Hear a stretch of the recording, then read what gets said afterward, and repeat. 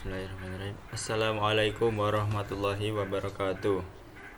Di sini kami dari kelompok 1 yang beranggotakan Hisanati Afifah dan saya Anan Permana Putra akan menjelaskan tentang falsafah dasar perekonomian Islam dan sumber hukumnya.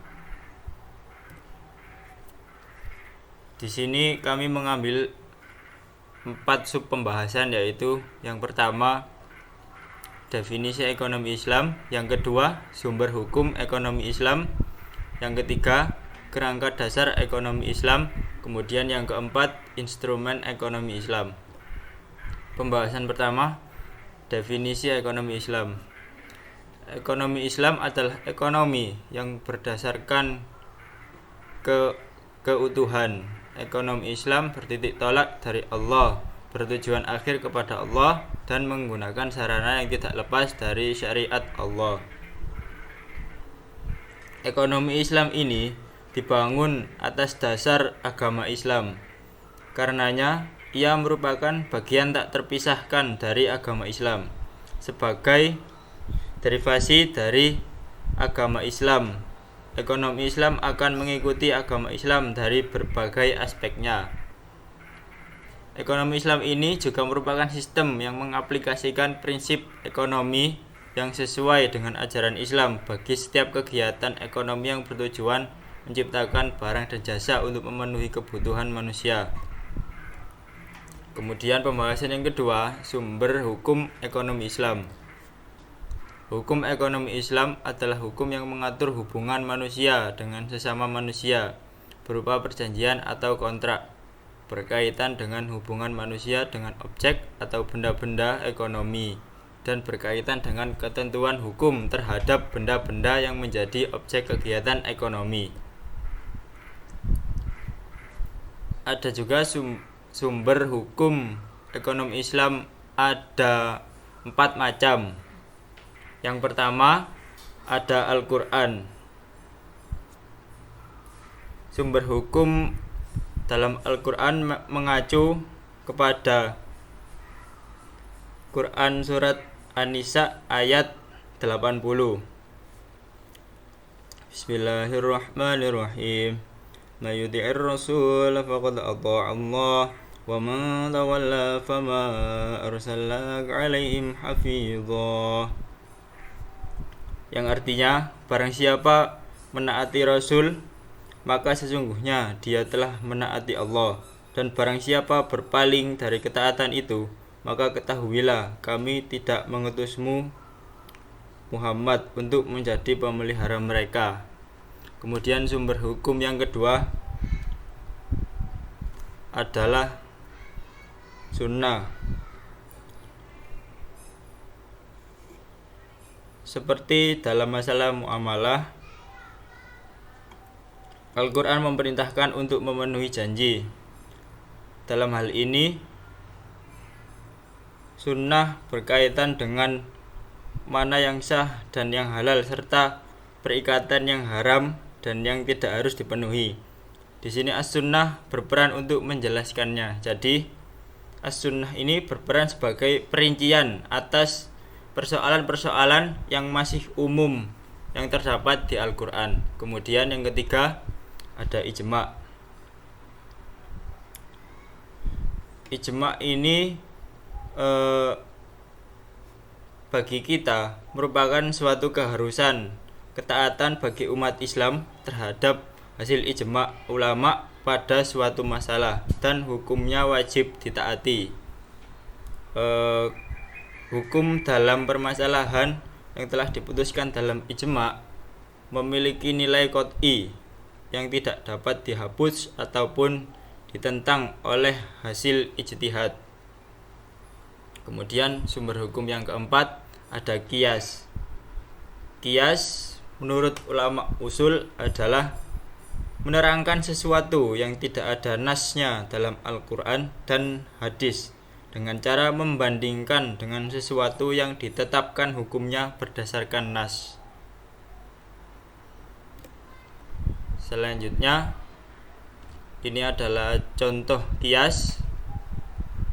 Umpamanya hukum meminum khamr, nas hukumnya telah dijelaskan dalam Al-Quran, yaitu hukumnya haram, sebagaimana firman Allah Subhanahu wa ta'ala dalam Quran surat Al-Maidah ayat 90. Haramnya meminum khamr berdasarkan illah hukumnya adalah memabukkan.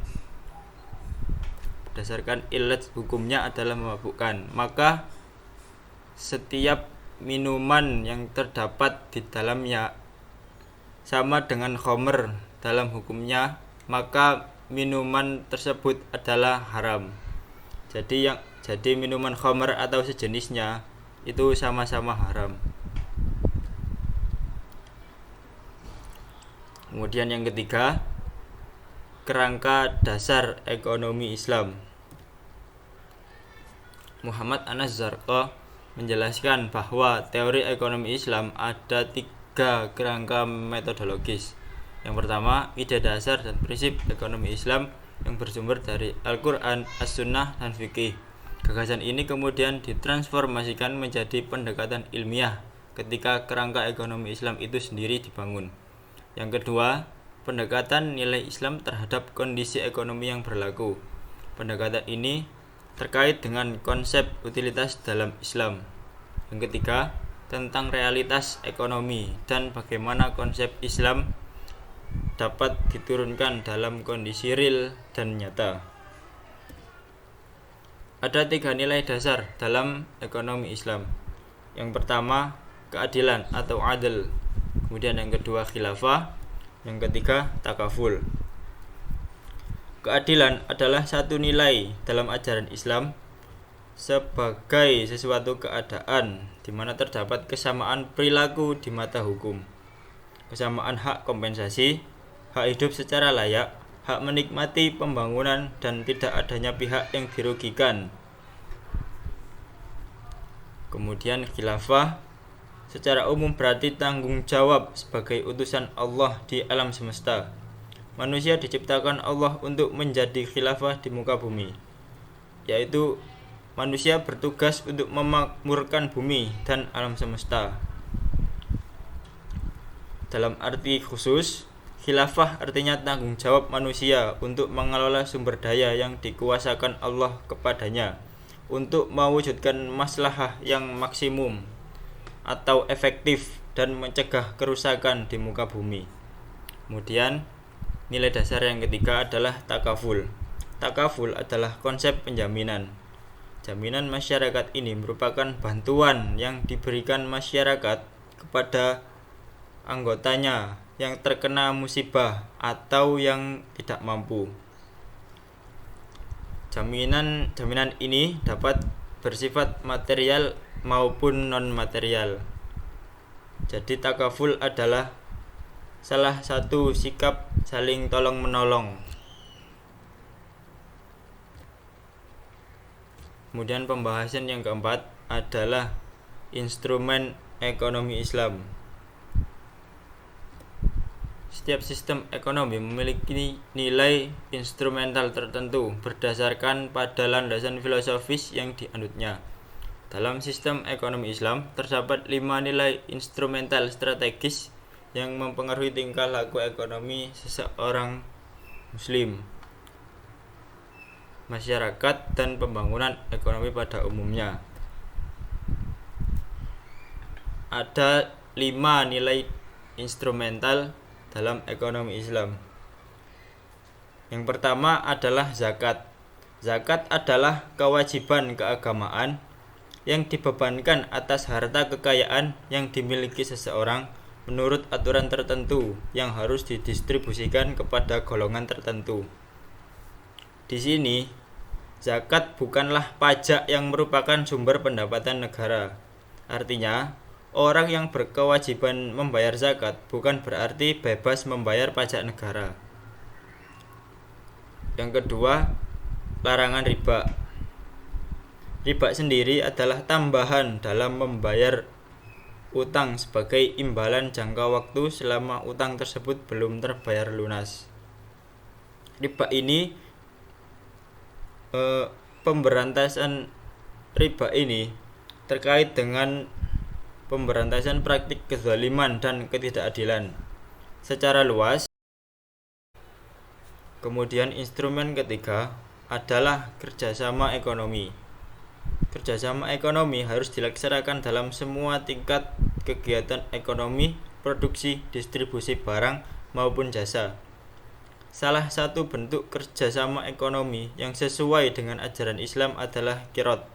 Qirad adalah kerjasama antara pemilik modal dengan pengusaha yang memiliki keahlian dalam melaksanakan unit-unit ekonomi. Dalam dunia ekonomi, qirad dikenal dengan penyertaan modal tanpa bunga yang didasarkan pada bagi hasil atas usaha yang disepakati. Kemudian instrumen keempat, jaminan sosial. Di dalam Al-Quran banyak dijumpai ajaran yang mengatur kehidupan sosial bermasyarakat, termasuk ajaran yang bertujuan untuk menjamin tingkat dan kualitas hidup bagi seluruh masyarakat. Jadi jaminan sosial ini adalah kegiatan gotong royong antara si miskin dan si kaya untuk saling memakmurkan. Si kaya berkewajiban untuk mengasih sebagian hartanya untuk masyarakat yang kurang mampu. Kemudian masyarakat yang kurang mampu tersebut harus mampu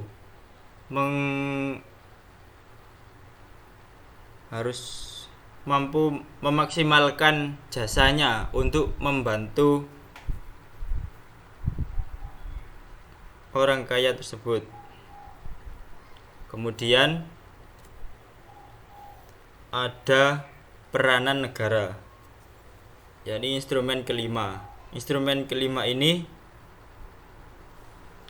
campur tangan negara sebagai pemilik manfaat sumber-sumber daya dan sebagai lembaga pengawasan kehidupan ekonomi melalui lembaga pengawasan.